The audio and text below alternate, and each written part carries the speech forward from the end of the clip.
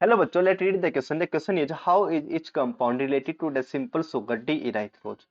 It is an enantiomer, diastereomer और identical compound. Okay, आपको देखिए डी इराइथ्रोज गिवन है और आपको चार कंपाउंड गिवन है A B C and D. आपको बताना है आइडेंटिकल है, डायस्टेरियोमर है, एनेंसियोमर है। वो निकालने के लिए बेसिक स्टीरियो आपको आनी चाहिए। देखिए देखिए अगर आपका कहीं पर स्टीरियो, अगर आपका देखिए अगर आपका फोर्थ प्रायोरिटी का group that is lowest priority का ग्रुप अगर आपका वेज पर है, ओके, या फिर डैश से स्टार्ट करते हैं, डैश पर है, तो अगर आपका वन से लेके टू, टू से लेके थ्री तक जाते वक्त अगर वो क्लॉक आता है, क्लॉकवाइज आता है, तो उसको बोलेंगे हम आर, राइट। अगर वो एंटी क्लॉकवाइज आता है तो उसको बोलते हैं हम एस, राइट। अगर इसका उल्टा हो जाए, फोर्थ प्रायोरिटी का ग्रुप आपका वेज पर हो, ओके, तो आपको क्या करना है, वन से लेके टू से लेके थ्री तक जाते वक्त इसका उल्टा कर देना जो आपने रिजल्ट पढ़ा, ठीक है। क्लॉकवाइज को आर बोल रहे थे तो हम इसको बोल देंगे एस, ओके। और अगर आपका एंटी क्लॉकवाइज है तो उसको बोलेंगे हम आर। तो हम गिवन कंपाउंड में देखते हैं, देखिए गिवन कंपाउंड में अगर मैं इस कार्बन की बात करूं तो आप पाएंगे कि ऑक्सीजन का एटॉमिक नंबर किसका सबसे ज्यादा, ऑक्सीजन का। फर्स्ट प्रायोरिटी ऑक्सीजन को, फोर्थ नंबर हाइड्रोजन को, क्योंकि हाइड्रोजन से कम एटॉमिक नंबर तो किसी का होता ही नहीं। अब देखिए आप इस ग्रुप को, मैं कलर चेंज कर देता हूं, देखिए आप इस ग्रुप को और इस ग्रुप को प्रायोरिटी क्या दोगे, ओके, दो किसको मिलेगी तो चेक कर ले। देखिए ये भी कार्बन है, यहाँ पर भी कार्बन है। इस कार्बन से देखिए एक ऑक्सीजन जुड़ा है, ओके, एक मिनट देखिए, ये भी कार्बन है, ये भी कार्बन है। इस कार्बन से देखिए एक ऑक्सीजन जुड़ा है, इससे देखिए इस कार्बन से दो ऑक्सीजन जुड़े हैं। अब कहेंगे दो कैसे, तो आपने एक बात पढ़ी होगी, ओके, यहाँ पर क्या है, carb C double bond O. तो आपने एक बात पढ़ी होगी, कहीं पे भी अगर आपका डबल बॉन्ड हो तो उसको आप डुप्लीकेट करके ऐसा लिख सकते हो, राइट।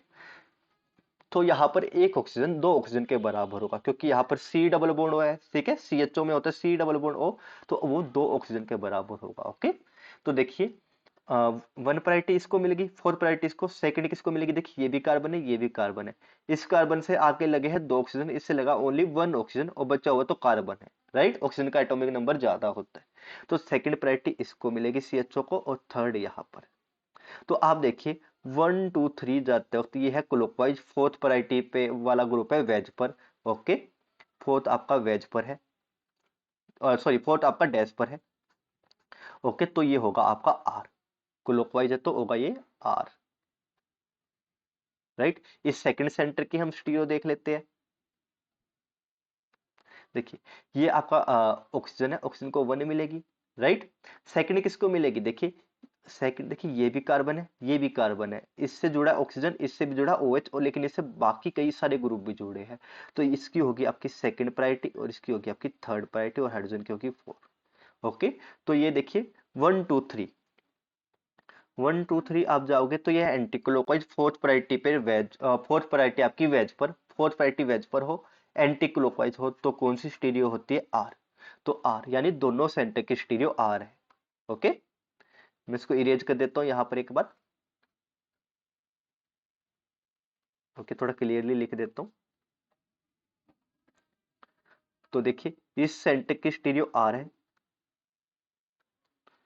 इस सेंटर की स्टीरियो आर है, इसकी भी आर है, ओके। अब हम बात करते हैं हमारे ऑप्शंस में। देखिए फर्स्ट प्रायोरिटी हमने बता दिया, फर्स्ट प्रायोरिटी इसको फर्स्ट प्रायोरिटी इसको देंगे, सेकंड यहाँ पर, थर्ड थर्ड यहाँ पर, और हाइड्रोजन की तो लोवेस्ट होती ही है। तो आप पाएंगे वन टू थ्री जाते वक्त, वन टू थ्री है आपका क्लोकोवाइज, ओके, लेकिन फोर्थ प्रायोरिटी है वेज पर तो ये होगा आपका एस। इस सेंटर की मैं बात करूं तो ऑक्सीजन की वन, ओके, ऑक्सीजन की वन, यहाँ पर सेकंड, ये थर्ड, हाइड्रोजन फोर्थ, ओके। तो ये वन टू थ्री जाते होते हैं क्लॉकवाइज, फोर्थ प्रायोरिटी आपकी वेज पर, फोर्थ आपकी dash, sorry not wedge, fourth dash पर, वन टू थ्री क्लॉकवाइज हो तो हमें बोलना आर। तो देखिए ये भी ये आपका आर है, ओके। एक मिनट, तो देखिए ये इसकी स्टीरियो भी हमने लिख लिया, इसकी स्टीरियो भी आर है और इसकी स्टीरियो भी आर है, ओके। अब सेकंड कंपाउंड देख लेते हैं, सॉरी इसकी आर है और इसकी एस है, वन टू ओके, हो गया, ये हो गया था। अब देखिए बी ऑप्शन की मैं बात करता हूँ। बी ऑप्शन भी देख लेते हैं। बी में देखिए सी एच ओ को हमें ऑक्सीजन को हमें देनी है 1, सी एच ओ को हमें देनी है सेकंड। ओके, ये हमारी है थर्ड प्रायोरिटी, और हाइड्रोजन को तो लोएस्ट है ही, चेक करने की जरूरत ही नहीं होती हाइड्रोजन तो, राइट। ओके, तो ये देखिए 1 2 3 है एंटी क्लॉकवाइज, 1 2 3 है, 1 2 3 है एंटी क्लॉकवाइज। ओके, और लोएस्ट प्रायोरिटी है वेज पर। तो हमारा क्या हो जाएगा, ये हो जाएगी हमारी आर स्टीरियो। अब इस कार्बन की बात करते हैं। देखिए ऑक्सीजन को हम देंगे 1, और ये हमारी है 2, ये हमारी 3, और ये हमारा 4। तो 1 2 3 एंटी क्लॉकवाइज है। ओके, और ये भी हमारी हो जाएगी आर। लोएस्ट प्रायोरिटी का ग्रुप वेज पर हो और एंटी क्लॉकवाइज हो तो हमें आर स्टीरियो लगा देनी है। अब देखिए बाकी दो में चेक करने की जरूरत नहीं है, क्योंकि हमें पता है अगर आपके कार्बन के 4 बॉन्ड होते हैं, 2 को कांस्टेंट रख के बाकी के 2 को इंटरचेंज कर दो आप।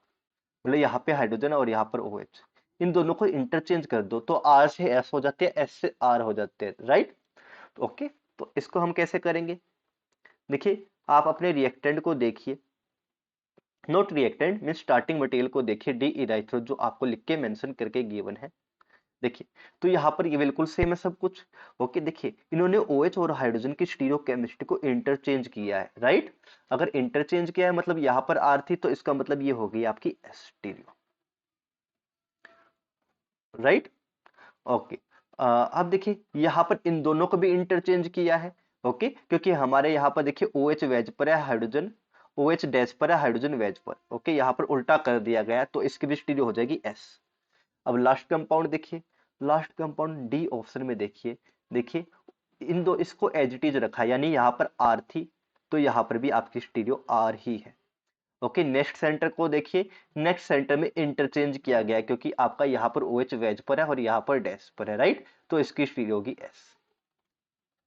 तो कि बेसिक सा लॉजिक होता जो कहता है अगर आपके रिएक्टेंट की स्टीरियो आर एंड आर है, ओके, आर एंड आर है मीन्स कुछ भी हो आर एंड आर है, जैसे कि फॉर एग्जांपल अगर आपके प्रोडक्ट की स्टीरियो भी ओके जो आपको गिवन कंपाउंड उसकी भी आर एंड आर आ गई, तो डेफिनेटली दोनों सेम है, तो ये होंगे सेम, और इसको बोलते हैं आइडेंटिकल। ओके, एक आर है और दूसरा एस हो जाए, मतलब एक तो सेम एजिटी जाए और दूसरा अलग आ जाए, तो इसको बोलेंगे डायस्टीरियोमर। ऐसे कंपाउंड कभी भी सुपर इम्पोजेबल मिरर इमेज नहीं होंगे। ओके, और दोनों के दोनों ही अलग आ जाए, मतलब दोनों के दोनों ही एस आ जाए, तो उसको बोलेंगे अनएंसियोमर। यानी ये एक दूसरे के मिरर इमेज नहीं होंगे और ये एक दूसरे के सुपर इम्पोजेबल मिरर इमेज नहीं होंगे। ओके, तो अब देखिए पहले वाला क्या है, पहले वाले में देखिए रिएक्टेंट में हमारी क्या है आर एंड आर। ओके, और जो हमारा ए ऑप्शन है उसमें एक तो सेम है और एक अलग है, तो ये क्या हो जाएगा डाइस्टीरियोमर। ए ऑप्शन आपका डाइस्टीरियोमर होगा। बी ऑप्शन की मैं बात करूं तो बी ऑप्शन आपका आइडेंटिकल होगा, देखिए क्योंकि आपके गिवन कंपाउंड में भी आर एंड आर है और इसमें भी आर एंड आर है, तो ये होगा आपका आइडेंटिकल। ओके, अब ऑप्शन नंबर सी की मैं बात करूं तो ऑप्शन नंबर सी में देखिए दोनों ही अलग हो, तो मैंने क्या बताया ये होता है एनेंसियोमर। ओके, ये होगा एनेंसियोमर। और ऑप्शन नंबर डी की मैं बात करूं, देखिए एक सेम है और दूसरा अलग है, तो ऐसे कंपाउंड दोबारा से क्या होता है डायस्टीरियोमर। ओके, दोबारा रिपीट करता हूं, पहला आपका कंपाउंड ए ऑप्शन है आपका डायस्टीरियोमर, बी है आइडेंटिकल, सी है एनेंसियोमर और डी है diastereomer. Hope you understand well. Happy learning and good bye.